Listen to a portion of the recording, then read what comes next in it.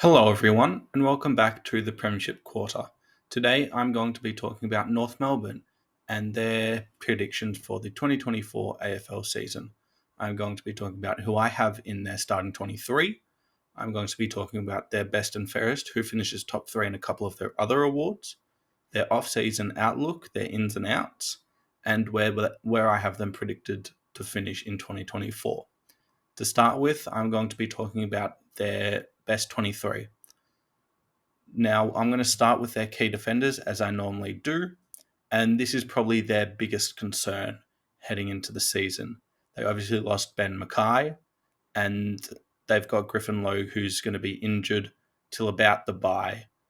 I've got him in the team because I've got them when fully healthy, but Aiden Core and Toby Pink as two starting 23 key defenders in 2024 is not good, and they're going to struggle heavily.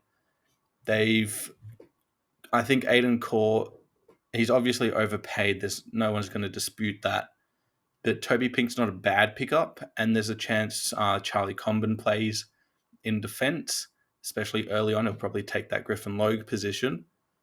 But when you're fully fit and you're playing Core, Logue, and either Pink or Comden, then you're not really going to be in a good position, especially for the future. So that's going to be a real concern for them into the 2024 draft. Just talk about their captain, Luke McDonald. He's pretty good. I wouldn't call him a great player. I'd actually struggle to call him a good player, especially now, but that could also be just due to the amount of inside 50s they concede and being a really poor team. And then they've got Sheasel and Fisher. I originally had Sheasel in the midfield, but I moved him back to half back because I think he'll continue to play there. I think they're going to need it because I don't think Zach Fisher is going to be good enough to play there by himself, and McDonald will be more of that lockdown defender. I think Fisher's got a good left foot, but he's only had a couple games off halfback anyway. He's probably going to be playing more winger, I think, rather than actual halfback, and it just depends on who's healthy for them. In terms of who their wingers actually are, it's going to be Bailey Scott and Dylan Stephens. Bailey Scott, I think, is probably one of the more lesser spoken about players in the league. Nobody really talks about him when he performs pretty well for them. It's just, I think he's got to have more impact with the ball to be talked about, and that is where hopefully he can do it this year. And then Dylan Stephens, who's a pretty good pickup for them from Sydney, high draft pick, got lots of potential, and if he's utilised properly, could have a pretty good season for them. To talk about their forward line, I've got Larkey, Coleman Jones, and then Zerha as their two key forwards and medium tall. Larkey obviously is a Coleman contender. He's a super forward. He plays every week. He's super accurate with his kick, and he doesn't need a lot of chances to kick goals. So he's awesome for them. He's probably their most important player, and you just know what you're going to get for him. Probably top 5 chance at the Coleman if I were to predict, which might be video. Then Callum Coleman Jones, he's that second ruck. I don't see him being better than Cherry as a first ruckman, and he just needs to be a bit leaner, I think. He needs to be able to move around the ground a bit better. But as a second ruckman and forward starter, I don't think he's too bad of an option. And then Zerha, there's just something about him that's holding him back at the moment. I feel like he needs to step through that in order to break out.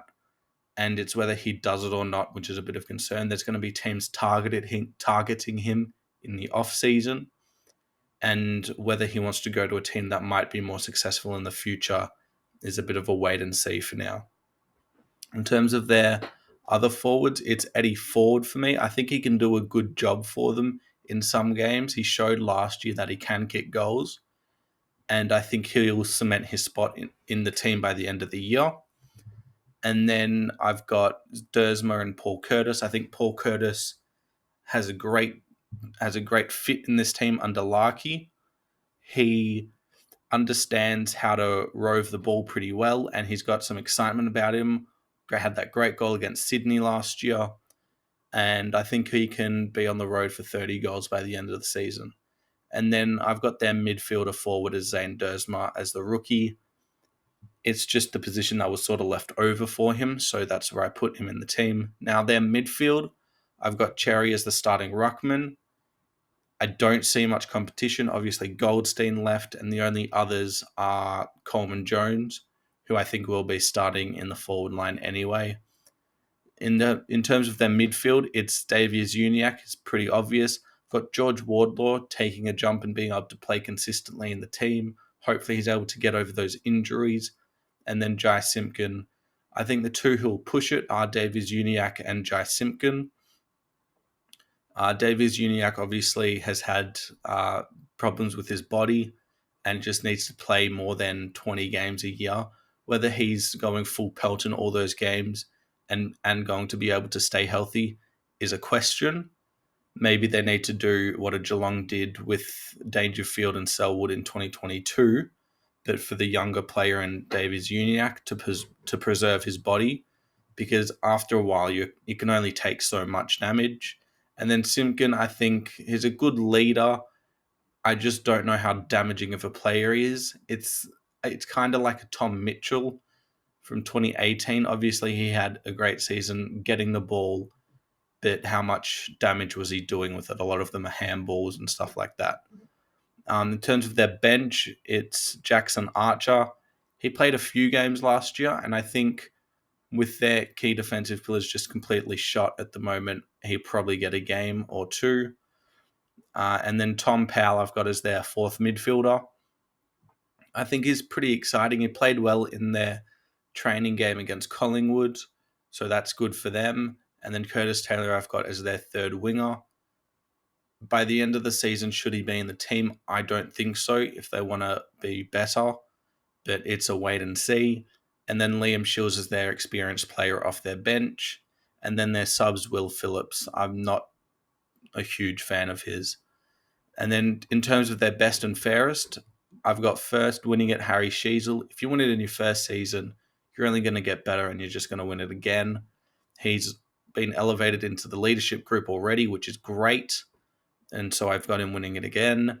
Second, I've got Davies Uniacke, assuming he stays healthy, that is. And then third, I've got Larkey. I think they're probably going to be their three best players. And so I've got them finishing as their top three in the best and fairest. In terms of most goals, obviously Larkey's number one. No one's going to kick more than him. Zerha, I've got second. And then Curtis third. I think it could realistically be four players kicking 30 to 35 goals almost for them. I could see Curtis doing it. I could see Coleman Jones doing it. I could see Zerha doing it. Could I see Ford doing it? Probably not. But could I see one of their another small forward come in and do it? Yes. So it's a bit of a toss-up, really. And then most improved, I've got Tristan Cherry. He's not going to be an elite ruckman for them. He's probably not going to be a great ruckman for them. But he's going to be pretty good for them. He's going to be a fantasy pig. And I think he's going to be solidifying that position this year for them. In second, I've got George Wardlaw. I just think he will play enough games to the point where you can see it, and that'll be an improvement. And then third, I've got Paul Curtis. I think, as I've talked about him a little bit already, I just see him kicking 35-ish goals for the season. Now, in terms of their off-season ins and outs, they only really got two players from the trade in Zach Fisher and Dylan Stevens. They're both best 23 players. They're both left footers, but it's just where they fit in together in the team. And then they drafted, obviously, excellently, Colby McKercher, which I probably could have him in the team, but at the moment I've got Dersma over him. He'll probably be in there over Shields by the end of the season, but I don't have him in at the moment. They drafted Dersma as well. And then who they lost, they got rid of Goldstein. They've got rid of Mackay, who are both good players. Mackay obviously would have been super important for them as that key position player. But I don't think he would have been offered that same money at North, so it's enough for him to leave. and then they had a couple of retirees outside of that. In terms of where I have North finishing, I've got them finishing 16th. I see their range from about 18th to 14th. I don't really seeing them being bottom two, but if everything goes poorly, then they can do it. I just don't think things will go that bad. And I think given the young talent on their list, they could just play a super attacking style, go guns blazing, but it'd probably take a lot of convincing from Clarkson to do that because that's not his style. So that's my thoughts on North Melbourne. I think they're a very interesting team for this season simply because of the amount of young talent. Let me know your thoughts in the comments below. If you enjoy this type of content, please subscribe. There will be a lot more coming. And thanks for watching.